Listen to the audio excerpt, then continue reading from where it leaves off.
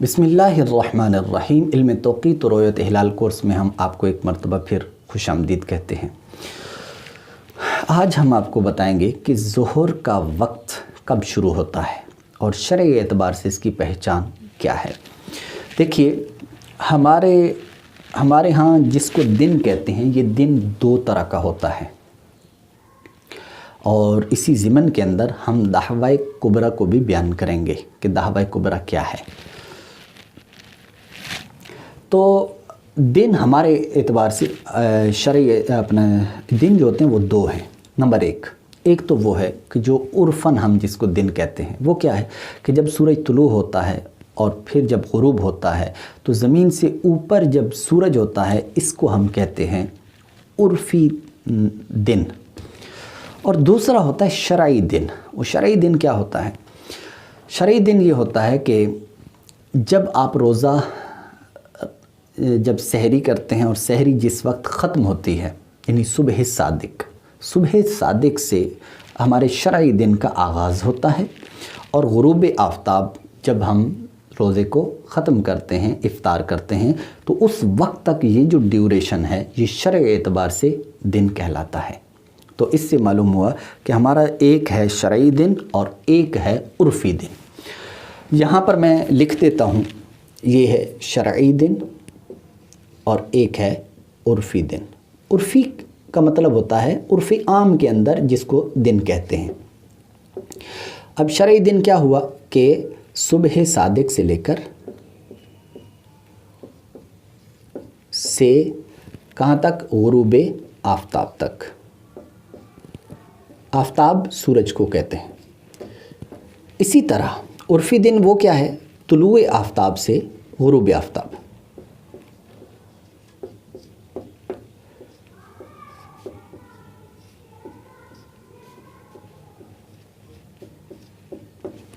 गुरूब आफ्ताब। अब ज़वाल किसको कहते हैं और मकरू वक्त कब शुरू होता है, दहवाए कुबरा क्या होता है, इसको अब आपने समझना है। उसके बाद फिर हम ज़ोहर को बताएंगे कि ज़ोहर का वक्त कब शुरू होता है। जो शरई दिन है हमारा, जो सुबह सादिक से गुरूब आफ्ताब तक रहता है, अगर आप इसकी ड्यूरेशन को आप प्लस कर लें, यानी कैलकुलेट करें कि भाई इसकी ड्यूरेशन कितनी बनती है। फ़र्ज़ करें 4 बजे सहरी का वक्त ख़त्म हो रहा है और इधर से 6 बजे सूरज गुरूब हो रहा है। अब वो 4 बजे से लेकर 12 बजे तक, सुबह के दिन के 12 बजे तक कितने घंटे बने? 8 घंटे। मज़ीद 6 घंटे गुरूब आफ्ताब तक, तो कितने हो गए हमारे? 8 वो और 6 ये, 8 और 6 14। तो ये हमारी, अगर फ़र्ज़ करें जो मिसाल मैंने दी है उस एतबार से हमारा जो शरई दिन है, शरई दिन की ड्यूरेशन दौरानिया वो कितना बना? वो हमारे पास बना है 14 घंटे। अब गुरूब तुलू आफ्ताब जो हो रहा है वो फ़र्ज़ करें वो हो रहा है जनाब 2 घंटे कर लें, मज़ीद आप आगे कर लें, यानी 4 बजे की जगह आप 6 बजे, यानी सुबह के 6 बजे तुलू आफ्ताब हो रहा है, फ़र्ज़ करें। अब अगर 6 बजे तुलू हो रहा है तो उर्फ़ी दिन हमारा क्या बनेगा कि वो 12 घंटे बनेंगे। कैसे 12 घंटे बनेंगे कि 6 बजे तुलू हुआ और 12 तक, ये दरमियान के अंदर जो 6 घंटे हुए और मज़ीद शाम तक 6 घंटे हुए, तो कुल कितने हुए? 12 घंटे। तो 12 घंटे, तो इस एतबार से अगर देखा जाए, जो इस मिसाल के अंदर मैं अर्ज़ कर रहा हूँ, तो शरई जो दिन था उसके कितने घंटे बने? 14 घंटे। और जो उर्फ़ी दिन था उसके कितने घंटे बने? 12 घंटे। तो इससे आपको मालूम हो गया होगा कि शरई दिन ज़्यादा बड़ा होता है और उर्फ़ी दिन छोटा होता है। अब अगर शरई दिन को हम 2 हिस्सों में तकसीम कर दें, आधा आधा तकसीम कर दें, हाफ़ कर दें, तो ऐसी सूरत में जो हाफ़ हम करेंगे और जो वक्त बनेगा वो हमारे पास कहलाएगा दहवाए कुबरा। दहवाए कुबरा।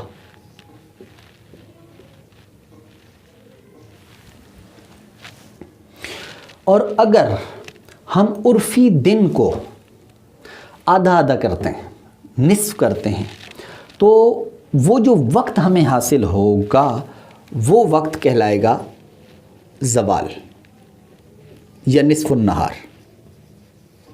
निस्फ़ुन नहार उर्फ़ी।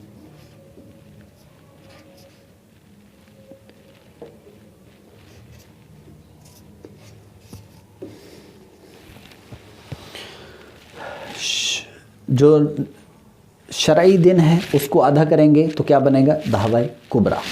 और उर्फ़ी जो दिन है उसको आधा करेंगे तो क्या बनेगा? ज़वाल। निस्फ़ुन ज़वाल का वक्त आप कह सकते हैं ज़वाल, या फिर आप उसको कह सकते हैं कि निस्फ़ुन नहारे उर्फ़ी, यानी उर्फ़ी एतबार से हम जिसको निस्फ़ुन नहार कहते हैं।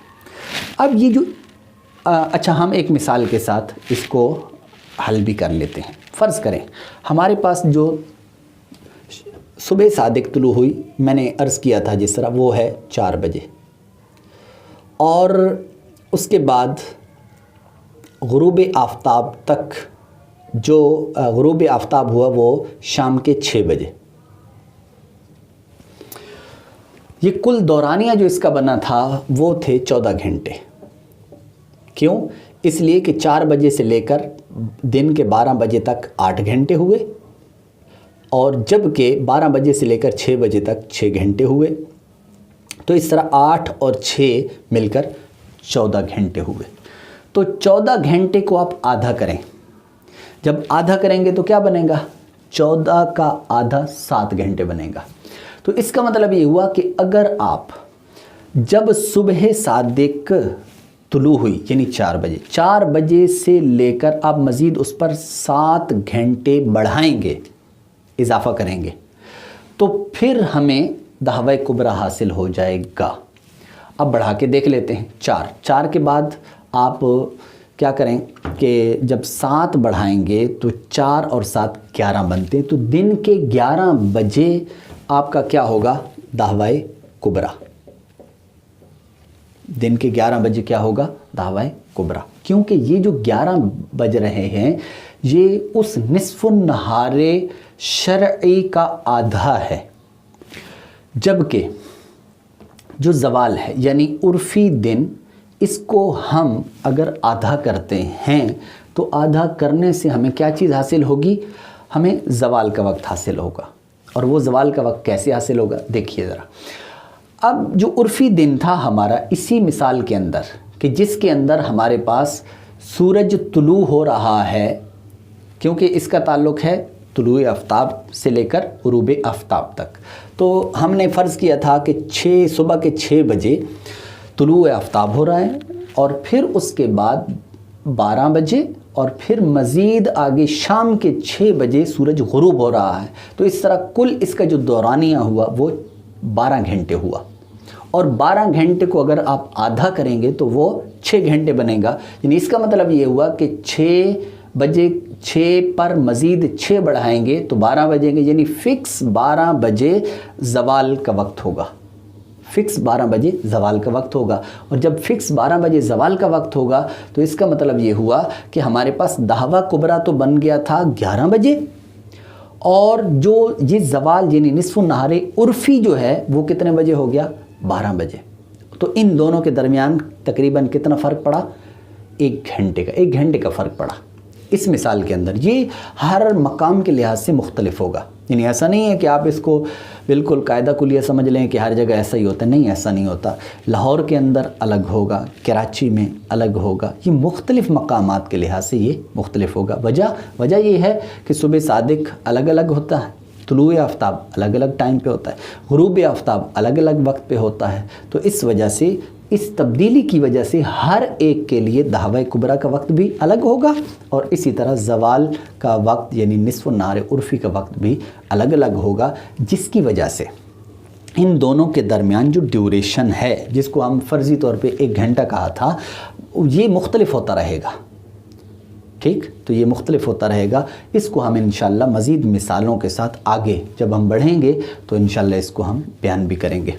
तो यहाँ पर हमने जो चीज़ समझी वो ये है कि एक होता है निस्फ़ुन नहारे शरई, اس کو اگر وہ ہوتا ہے صبح صادق سے لے کر غروب آفتاب تک، اگر صبح صادق اور غروب آفتاب کے درمیان کے وقت کو آدھا کیا جائے تو ہمیں دعوی کبریٰ حاصل ہو جاتا ہے، اور اگر طلوع آفتاب اور غروب آفتاب کے درمیان کے وقت کو آدھا کیا جائے تو ہمیں نصف النہار شرعی حاصل ہو جاتا ہے۔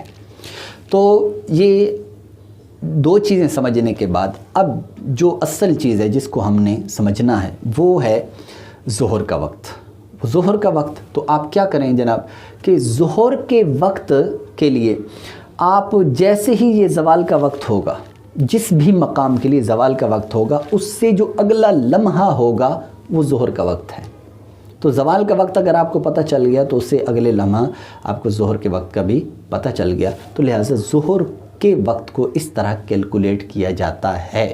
یہ ایک طریقہ ہے، اور دوسرا طریقہ وہ بعد کے اندر ہم انشاءاللہ اس کو بیان کریں گے۔